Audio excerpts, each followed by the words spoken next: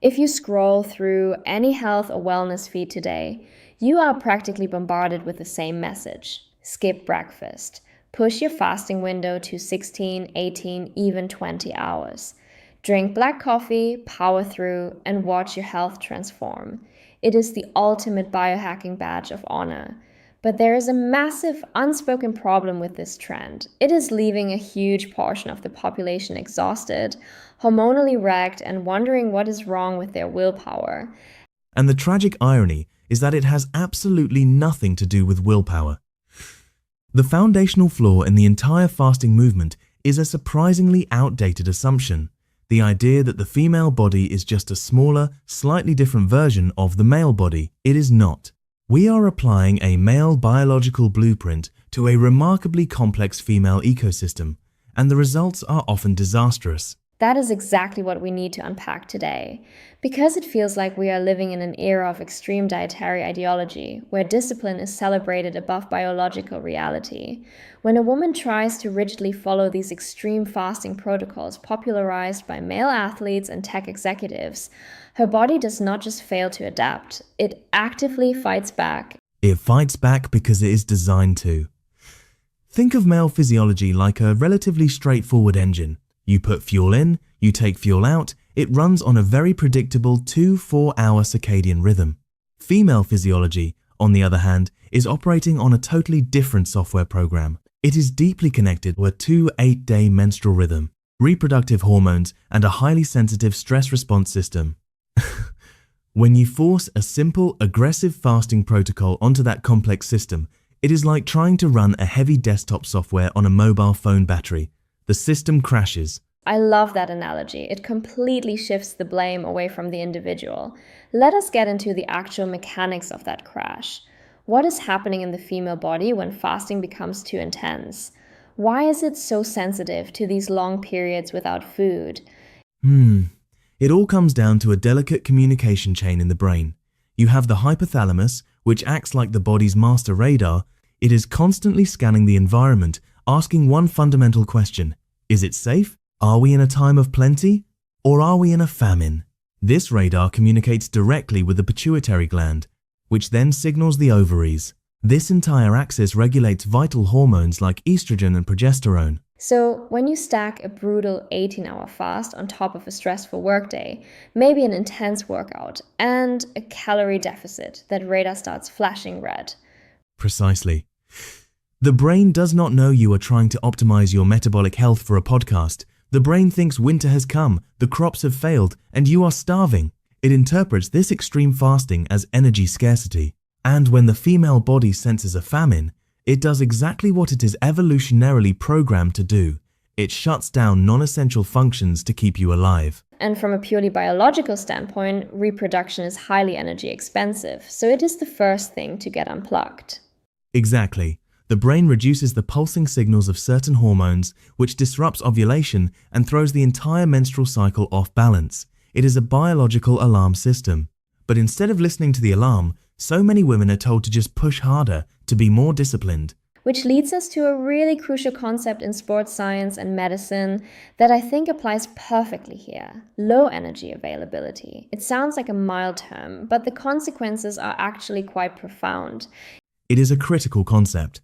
Low energy availability simply means that after you account for the energy you burn through exercise and just surviving your daily life, there is not enough energy left over to keep your bones, your immune system, and your reproductive system functioning properly. In the athletic world, this is tied to something called RED-S, or relative energy deficiency in sport.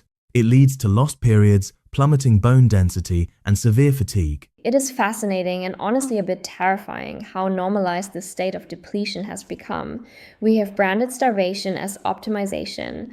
A woman might be fasting, training hard, eating too little protein, and sleeping terribly, and society applauds her dedication. Meanwhile, her biology is literally breaking down.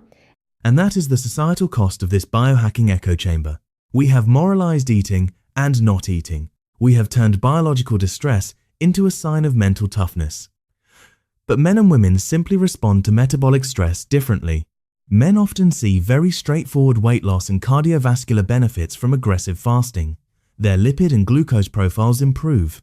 Women can absolutely experience benefits too, but the response is incredibly variable because of that hormonal cycling. A woman's sensitivity to insulin, her thyroid function, and her stress load change week by week. Which brings up a really important nuance. We are not sitting here saying that fasting is inherently bad for women, or that women need to be eating around the clock. It is not an anti-fasting crusade. Not at all. Context is everything. There is robust clinical data showing that for women dealing with obesity, insulin resistance, or polycystic ovary syndrome (PCOS), time-restricted eating can be incredibly therapeutic. It can help regulate weight, improve insulin sensitivity, and even lower excess androgens without severely disrupting reproductive hormones. But those are specific medical contexts. The danger lies in the blind application of extreme methods. Right, it is the difference between using a scalpel and swinging a sledgehammer. So if the sledgehammer approach of 20-hour fasts and black coffee is out, what does the scalpel look like? How should women approach fasting in a way that actually respects their biological rhythm? The smartest starting point is stepping away from the extremes. Instead of aiming for 18 or 20 hours, aim for a natural circadian-aligned fast of 12 to 14 hours overnight. That gives your digestive system a break, helps clear out cellular debris, and improves insulin sensitivity without triggering that famine response in the brain. That sounds so much more sustainable. You finish dinner at 7 or 8 in the evening, and you eat breakfast at 8 or 9 the next morning. It is essentially just sleeping and not snacking late at night. Exactly. It is intuitive. But beyond the daily window, you have to look at the monthly window. Women should avoid aggressive fasting during high-stress weeks, particularly in the luteal phase right before their period, when the body naturally requires more energy and is more prone to stress. And you absolutely cannot combine fasting with very low-calorie diets and high-intensity interval training. That is a recipe for adrenal and hormonal burnout. It is like burning the candle at both ends and taking a blowtorch to the middle. That is a perfect way to put it. When you do eat, the focus has to shift from restriction to extreme nourishment. Prioritizing high-quality protein, iron, omega-3 fatty acids, magnesium, and calcium. You have to signal to your body that it is safe, that resources are abundant. And I imagine tracking becomes less about counting the hours you have starved and more about tracking your actual health metrics. Yes. Track your menstrual cycle. Track your sleep quality, your heart rate variability, your mood, and your energy levels. If your cycle becomes irregular, if your sleep falls apart, if your libido drops or your recovery from workouts collapses, that is not a sign to fast harder. That is a biological mandate to stop. And, of course, anyone pregnant, individuals with a history of eating disorders, or people on glucose-lowering medications need entirely different medical guidance. This whole conversation really highlights a much deeper, almost philosophical issue with modern wellness. We have spent decades standardizing medical and nutritional advice based almost entirely on male data. We are only just now waking up to the cost of that homogenization. It is a profound paradigm shift. For so long, the goal of the wellness industry was to find the one ultimate rule and apply it to everyone. Fast harder, restrict more. But the future is not about rigid fasting ideology. It is about personalized health intelligence.